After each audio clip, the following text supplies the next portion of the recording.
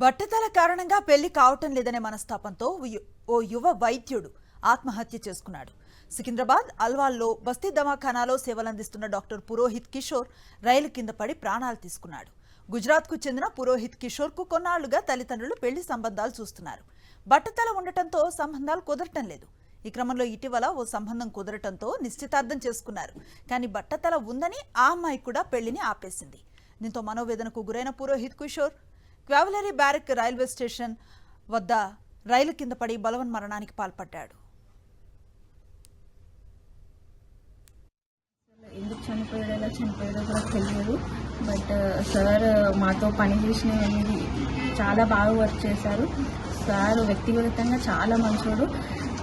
ఏమున్నా ప్రాబ్లమ్స్ ఉన్న వర్క్ ప్రకారంగా అన్ని ఒక ప్రాబ్లం కూడా సాల్వ్ చేసేటోడు. ఏమైనా చెప్పినా కూడా సార్కి పెళ్లి కాలేదు అది తెలుసు, కానీ పర్సనల్గా ఏం ప్రాబ్లం బట్టతల ఉంది సార్కి.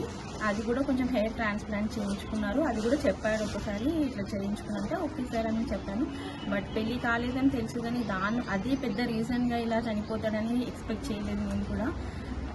ఇక పర్సనల్గా తెలియదు. బట్ సార్ అయితే చాలా మంచోడు. 1 year నుంచి వర్క్ చేశాను సార్తో.